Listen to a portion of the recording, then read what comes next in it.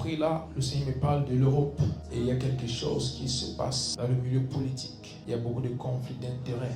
Et on va voir cela continuer pendant un certain temps. Mais le Seigneur dit, j'ai donné le pouvoir à un groupe. Et pendant longtemps, ils sont allés contre ce que j'ai dit. Et le Seigneur dit, voici le pouvoir change de camp. En Europe, le pouvoir change de camp.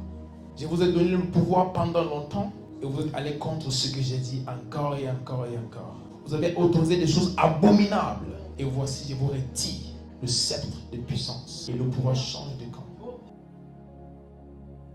Vendredi soir, Bart De Wever avait réussi à trouver un accord de coalition entre son parti et 4 autres formations politiques après d'intenses négociations. Il devrait ancrer le pays davantage à droite. Le confédéralisme, c'est la suite logique. Et je vais même vous dire que si cela marche, ça me suffira. C'est une première dans l'histoire de la Belgique. Le chef des conservateurs flamands, Bart De Wever, est le premier indépendantiste flamand à prendre la tête du gouvernement fédéral en devenant Premier ministre. Il a prêté serment ce lundi devant le roi Philippe de Belgique au Palais Royal, suivi de ses 14 ministres. Il a affirmé vouloir laisser de côté ses aspirations indépendantistes, tout en militant pour plus d'autonomie des 3 régions belges, notamment en matière de budget, d'éducation et de santé. Son parti réclame également des accords entre les régions pour la diplomatie, pour leur permettre d'acquérir plus de poids et de marge de manœuvre sur la scène européenne et internationale.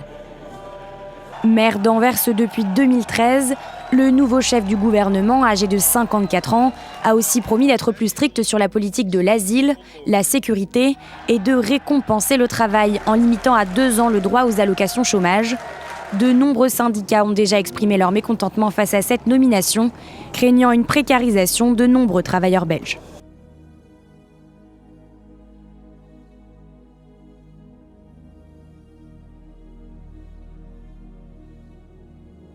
Pour l'extrême droite, le Seigneur dit ceci. La réussite de votre mandat sera que vous impliquez des personnes qui ont une relation avec Dieu. Des personnes qui communiquent avec Dieu. C'est la seule chose qui va vous amener à avoir ce que le Seigneur prévoit pour vous.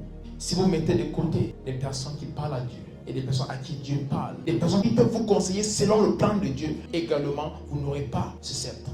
Il vous le donne maintenant, mais il va veiller à voir qui vous allez inclure dans ce que vous faites. Si vous mettez de côté les serviteurs de Dieu, vous mettez de côté des personnes qui respectent les principes bibliques, des personnes qui proposent des choses selon le plan de Dieu, des choses moralement correctes pour faire ce que vous voulez, vous allez également perdre cela.